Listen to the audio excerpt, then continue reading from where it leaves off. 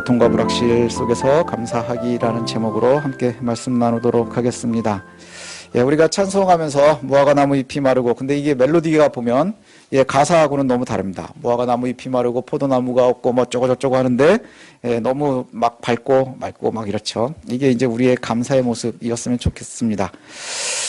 추수감사절은 우리 믿는 사람들한테 굉장히 중요한 절기입니다. 교회에서 이제 굉장히 중요한 절기입니다. 그리스도인들에게 감사라는 것은 믿음과 뗄래야 뗄 수 없는 조건이거든요. 근데 이제 우리에게는 고민이 있죠. 우리는 농사도 짓지 않고 과실에 열매도 없는데 굳이 날짜를 지키면서 추수감사절을 지켜야 되는 이유가 뭐냐? 우리가 청교도의 후손도도 아니고 지금은 농사를 짓는 사람들도 없고 심지어는 감사거리도 별로 없는데 날짜를 정해놓고 굳이 감사절을 지켜야 되는 이유가 뭐냐? 의문을 갖기 시작을 할 수 있지요. 그래서 오늘 좀 독특하게 하박국 노래에서 그 답을 좀 찾아보려고 합니다.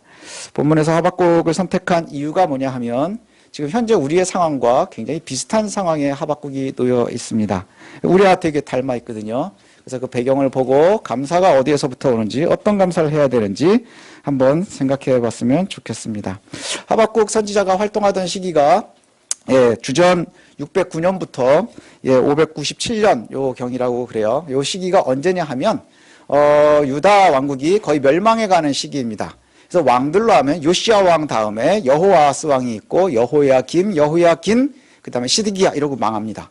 이렇게 망하니까 끝에서 이제 있는 왕이지요. 그러면 나라가 망해가고 있으니까 굉장히 힘든 시기일 겁니다. 국제 정세를 보면 그 시기가 굉장히 요즘과 닮아 있습니다. 굉장히 강대국들이 요동치는 시기예요. 오랜 세월 동안 가장 강력했었던 아수르가 굉장히 쇠약했고요. 그 다음에 새로운 국가 바벨론이 확 일어나고 있고, 전통의 아프리카에 있었던 전통의 강호 이집트도 점점 힘을 잃어가는 그러한 시기입니다. 그래서 최강 아수르는 몰락하고 바벨론은 부상을 하고, 이러한 시기에 이미 북이스라엘은 아수르에 의해서 멸망을 당했고 남유다는 굉장히 오랫동안 아수르한테 고통당하고 있었던 그런 시기입니다. 그런데 이 시기에 어떤 왕이 있었느냐 하면 요시야 왕이 있었는데, 이 요시야 왕 때 잠깐 부흥을 꿈꿉니다. 하나님께로 되돌아오고, 그 다음에 이스라엘이 다시금 유다가 조금 다시 부흥을 하고 경제적으로도, 그 다음에 하나님 앞에 예배하는 것도 다시 회복이 되는 듯 했는데, 이 요시야 왕이 무기토에서 전사를 해버리고 맙니다. 무기토에서 전사하게 된 이유가 뭐냐 하면 아수르가 이제 점점 힘을 잃어가고 있는데, 바벨론과 아수르가 마지막으로 결전을 갈그미스에서 치르게 되는데, 이때 이집트가, 애굽이 이 아수르를 도와주려고 합니다. 왜냐하면 아수르가 거기서 힘이 없지만 잘 버티고 있으면 애굽까지 바벨론의 영향력이 오지 않을 것이다. 그래서 버티고 싶어 하는데, 요시야 왕은 무슨 생각을 하느냐 하면 아수르가 살아있으면 안 되는 거예요. 지금까지 우리를 괴롭혔으니까 뒤에 어떻든 아수르가 망했으면 좋겠는데 애굽이 도와주면 그게 가능성이 좀 없어지겠죠. 그래서 출정하고 있는 바로 느고가 출정하고 있는데 무기토에서 급습을 합니다. 그래서 급습을 하면서 전쟁을 하는데 전투에서 요시야는 죽어버립니다. 그리고 그 위로 올라가서 바로 느고는 일대 전쟁을 갈그미스에서 치르게 되고요. 그 사이에 요시야는 전사를 했으니까 왕을 세웠는데 그게 여호아스 왕을 세웠어요. 여호아스 왕을 세워가지고 잠깐 있었는데 바로 느고가 전쟁에서 졌습니다. 그래서 바벨론은 굉장히 더 큰 세력을 얻게 되고, 패전한 바로 느고가 내려오면서 화가 났겠죠. 엄청나게 화가 났어요. 왜요? 우리가 올라갈 때 조금만 더 빨리 올라갔으면 졌으니까 별의별 생각이 다 있겠죠. 그래가지고 여호아스 왕을 갖다가 폐위시키고 이집트로 데리고 갑니다. 잡아가고, 그리고는 대신 왕을 세운 것이 바로 엘리야김이라고 하는 왕인데 이름을 여호야김으로 바꿔서 애굽에서 유다의 왕을 세웠어요. 그렇게 왕을 세워놓고는 돌아갔습니다. 그러니 이 정세가 굉장히 고통스럽고 힘들겠지요. 유다는 이제 왕도 스스로 세우지 못합니다. 이후의 왕은 다 스스로 세우지 못했어요. 다 바벨론이 세우고 애굽이 세우고 이랬습니다. 유다는 왕도 스스로 세울 수 없는 그런 나라가 됐고, 강대국들은 굉장히 지각 변동이 있으면서 그 사이에서 아주 약소국인 유다가 살아남기 위해서 굉장히 힘든 시기입니다. 요즘하고 비슷하죠.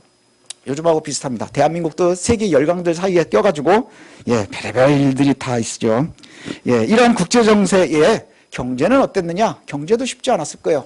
왜냐? 결국은 약소국이 경제적으로는 너무너무 어려운 것이 뭐냐면 지금 현재 왕은 누가 세운 왕이에요? 애굽이 세웠죠. 그러니 애굽한테 잘 보여야 되겠죠. 애굽에 뭐 해야 됩니까? 조공을 바치면서 섬겨야 됩니다. 근데 실세는 누구예요? 바벨론입니다. 그러니 바벨론도 섬겨야 되는 겁니다. 그런데 요시야 왕 이후에 굉장히 오랜 시간 흉년이 또 들었었다는 거예요.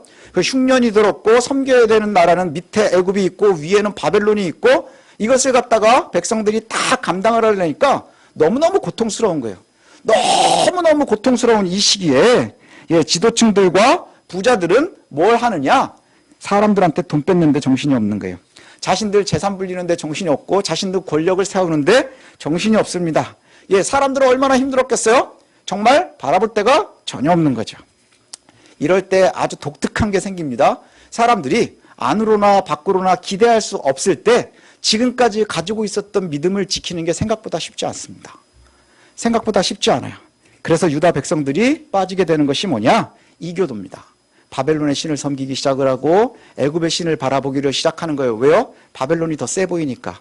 이집트가 더 세 보이니까. 그러면서 우상숭배와 운명론에 빠지게 됩니다. 바벨론의 문화라고 하는 것이 결국 신비주의적인 제사들을 지내거든요.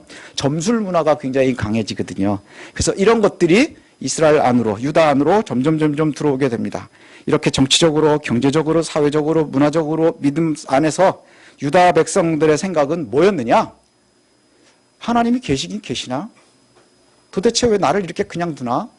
어떻게 자신의 나라 유다를, 당신들의 백성들을 이렇게 그냥 두실 수 있습니까?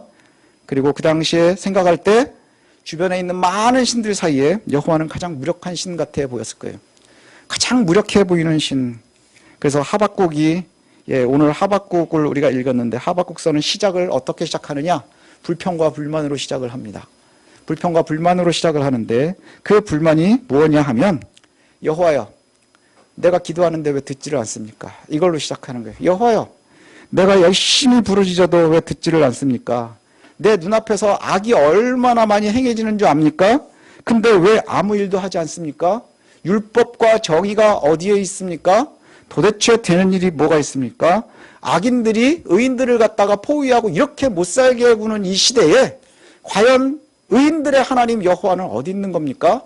도대체 당신은 계시기는 계시는 겁니까? 이런 불만이 1장의 1절, 2절, 3절, 4절부터 쭉 시작이 됩니다. 주는 하나님 선하시다면서요. 그래서 그 악은 차마 볼 수도 없는 분이라면서요.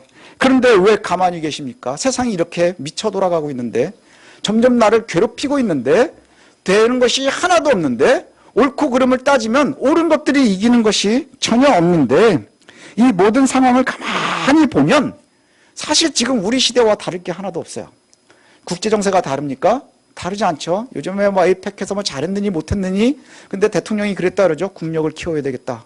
얼마나 자존심이 상하고 굴욕적이었겠습니까? 감사할 내용은 고사하고 불의하고 불평등하고 불안해 보이는 것이 우리들 시대입니다. 또 온 시대는 국제정세가 엄청나죠. 아주 정직하지 않은 세계 지도자들이 많이 서서 전쟁이 끊어지질 않습니다. 전쟁 일으키는 것을 너무너무 쉽게 생각을 하는 것 같아요. 조금이라도 힘센 나라는 조금 약한 나라들한테 끊임없이 침공하고 빼앗기에 여념이 없습니다. 우리도 지금 잘했다 뭐 했다는 게 뭐예요? 들뺏겼다고 좋아하는 거 아닙니까? 들뺏겼다고.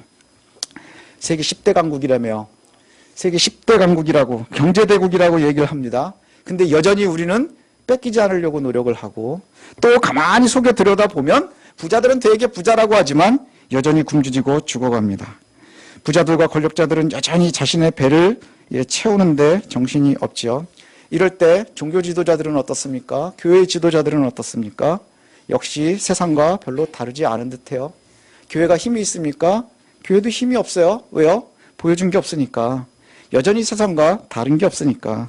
하나님의 공의보다는 굉장히 이기주의에 빠져서 권력에 예민하고 배부른 것에 최선을 다하고 사회적인 성공을 갖다 거두고 싶어하는 것들도 역시 종교 지도자들, 목회자들인 것 같습니다. 때로는 이런 시대이기 때문에 사기꾼들도 목사의 탈을 쓰고 싶어 해요. 뭐 때문에 그렇게 탈을 쓰려고 하는지는 모르겠지만 근데 여호와의 위로를 구하고 정말로 눈물로 호소하고 또 하나님 앞에 엎드리는 성도들의 삶은 별로 달라지는 것 같지가 않다는 거예요. 여러분 삶 얼마나 달라지셨습니까? 한 해를 되돌아보면 엄청나게 달라졌습니까? 살만하십니까? 나라는 잘 산다고 정치하는 사람들은 자꾸 자랑하고 싶어 합니다. 왜요? 그래야 내가 잘했다는 걸 얘기할 수 있으니까. 하지만 여전히 우리 사는 모습은 달라지지 않습니다. 오히려 시간이 지나면 상대적으로 박탈감 많이 느끼지요. 불의한 사람들은 더 잘 사는 것 같은데, 많이 취하는 것 같은데, 조금 정직하려고 하면 호구되는 세상 속에 그리스도인들은 그렇게 살라고 자꾸 얘기하니 우리가 감사가 넘치겠습니까? 힘듭니다. 하나님 앞에서 정직하게 살려고 하는 나는 해줄 것도 별로 없고 할 수 있는 것도 별로 없고, 이런 시기에 과연 여러분 진짜 감사가 의미가 있습니까? 이겁니다. 우리가 감사에 대해서 정말 근본적으로 생각을 해봐야 돼요. 날짜까지 정해놓고 감사절을 지켜야 될 의미가 있느냐? 여전히 그것이 필요하겠느냐? 하박국의 불만이 우리들의 불만과 닮아 있지요. 굉장히 닮아 있습니다. 그런데 되게 신기한 것이 뭐냐? 맨 마지막에 끝입니다. 그렇게 불만으로 시작한 하박국서의 마지막이 오늘 우리가 읽은 본문입니다. 찬양으로 마감을 해요. 근데 우리가 찬양을 했었던 17절, 18절, 19절 여기는 뭐 좋지만 16절을 읽어보면 좀 내용이 달라요. 바로 직전까지도 뭐라고 얘기하느냐? 16절을 한번 볼까요? 16절. 내가 들었으므로 내 창자가 흔들렸고 그 목소리로 말미암아 내 입술이 떨렸도다. 무리가 우리를 치러 올라오는 환난 날을 내가 기다림으로 썩이는 것이 내 뼈에 들어왔으며 내 몸은 내 초에서 떨리는도다. 좋습니까? 자, 한번 읽어보십시오. 어떤 분위기입니까? 지금 뭔가 잘못되어 가고 있는 겁니다. 하박국은 분노의 몸을 떨고 있고요. 입술이 파르르 떨리는 거예요. 뼛속까지 떨리고 두렵습니다. 왜냐? 환난 날이 다가올 것이기 때문이요. 환난 날이 다가올 것 같아요. 예, 가만히 우리들도 우리의 삶을 보면 맑은 빛이 있나요? 그렇지 않은 것 같거든요. 불안하고 떨리고 무섭고.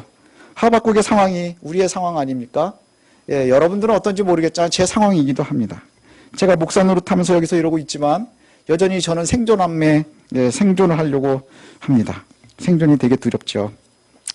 건강, 자녀, 재정, 관계 이런 어느 하나도 쉽지가 않습니다. 예, 제가 할 수 있는 건 그저 살아가면서 환난이 오면 대처하는 것뿐이에요. 여러분들도 그렇지 않습니까? 환난이 언제 오는지 모르는데 오면 우리가 선제적으로 막을 수 있는 방법이 별로 없습니다. 그냥 대처하는 것뿐입니다. 먼저 해결을 할 수도 없어요. 예방주사라도 좀 맞아가지고 독감처럼 미리 좀 어떻게 해볼 수 있으면 좋겠는데 그것도 잘 되지 않습니다. 예, 지금 그 상황을 얘기하는 거예요. 내가 입술이 떨리고 불안하고 불안하고 나는 잘못되어지는 그것이 오면 그냥 기다려야 될 뿐입니다. 그런데 그 뒤에 바로 나오는 하박국의 결론이 사실은 굉장히 위대한 성도의 노래입니다. 굉장히 위대한 성도의 노래죠. 저도 진심으로 이 노래를 부를 수 있었으면 좋겠거든요. 우리 17절, 18절, 19절 한번 같이 찬양됐었지만 한번 읽어봤으면 좋겠습니다. 함께 읽겠습니다. 시작. 비록 무화과 나무가 무성하지 못하며 포도나무에 열매가 없으며 감람나무에 소출이 없으며 밭에 먹을 것이 없으며 우리의 양이 없으며 외양간에 소가 없을지라도 나는 여호와로 말미암아 즐거워하며 나의 구원의 하나님으로 말미암아 기뻐하리로다. 주 여호와는 나의 힘이시라.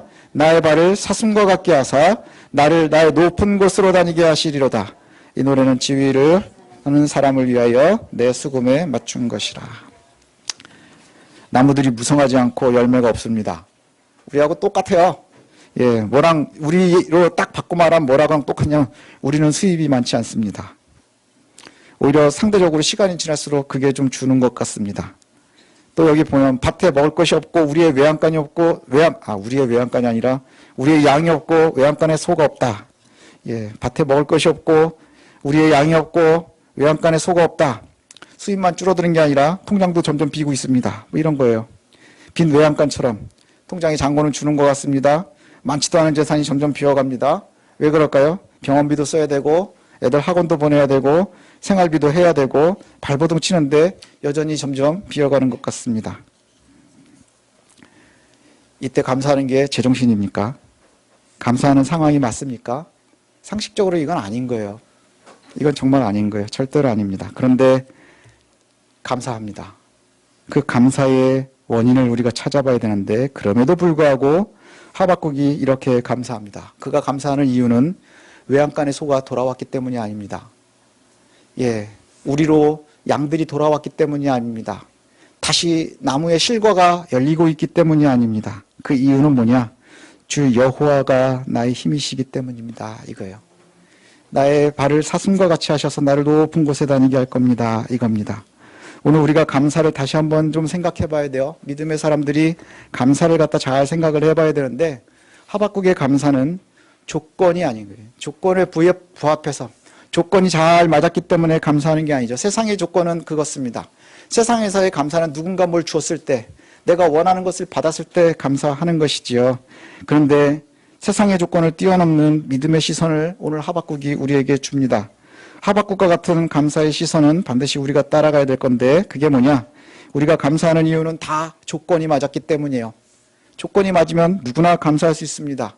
우리 아이들 수능 준비해야 되는데 원하는 학교 합격하면 예수 믿지 않는 사람도 다 감사합니다. 때가 돼서 승진을 하면 아무리 나쁜 사람 좋은 사람 다 감사합니다. 연봉이 오르는데 분노하는 사람 없습니다. 다 감사할 겁니다. 그러나 현실에서 우리가 만나는 상황은 전혀 기대하고 다르지요. 감사할 조건들은 생각보다 없단 말이에요. 승진보다는 해고가 우리한테 더 가까이 있는 것 같고, 합격보다는 지금 야자가 더 힘들어서 나를 괴롭게 하고, 투자한 것은 실패하는 것 같고, 건강은 매일매일 좋아지기보단 조금씩 나빠지는 것이 현실입니다. 그게 우리 모두가 만나는 현실이에요. 내가 원하는 상황에 도달하지 못했지만, 그러나 조건을 맞춰야 된다면 우리는 감사할 수 없을 거예요. 왜냐? 내가 정해놓은 수준에 하나님이 맞춰주면 그럼 그때 내가 감사하는 거예요. 그럼 이게 뭐가 되느냐? 그러면 마치 부모가 정해놓은 것이 있어요. 올해 네가 10점 점수 올리면 내가 자전거 사줄게. 뭐 이렇게 조건이 걸리죠. 그러면 자전거를 사주는 것처럼 우리가 하나님께 그 조건을 내놓는 거예요. 우리가 부모의 심정으로 하나님, 내가 원하는 이만큼 해주시면 내가 감사하겠습니다. 감사의 조건이 붙는 거지요. 그럼 무슨 문제가 생기느냐? 우리의 믿음도 조건이 걸린다는 거예요. 우리의 믿음이 조건이 걸린다는 것이죠. 그 얘기는 하나님께서 내가 원하는 이만큼 해주면 내가 하나님으로 인정하겠습니다. 이렇게 된다는 거예요. 우리의 믿음은 아무런 공로 없이 나를 하나님께서 선택하셨고, 예수 그리스도께서 나를 살리셨고, 그래서 하나님의 나라를 소망하게 하시고 나를 구원하신 그 하나님 때문에 우리가 감사하는 겁니다. 감사는 거기에 있는 거예요. 감사는 내가 무엇을 가지고 있느냐, 내가 무엇을 이루었느냐 때문에 하는 감사를 요구하는 게 아니죠. 뭘 요구하느냐? 누가 나와 함께하고 있느냐예요. 지금 내가 누구와 함께하고 있느냐, 누가 나의 등 뒤에 있느냐. 그래서 하박국의 고백이 바로 이겁니다. 난 여호와로 말미암아 즐거워하리로다. 지금 나와 함께 하시는 이가 누구예요? 여호와이기 때문인 거예요. 환란이 다가올 것 정해져 있습니다. 지금 현실도 바라볼 것이 없습니다. 그러나 내가 무엇을 가지고 있느냐 바라보면 외양간에도, 그 다음에 또 어디에도, 나무에도, 실과도 아무것도 없는 듯하지만 무엇을 가지고 있느냐가 아니라 누가 나와 함께하고 있느냐, 그것이 우리의 감사의 이유라는 것이죠.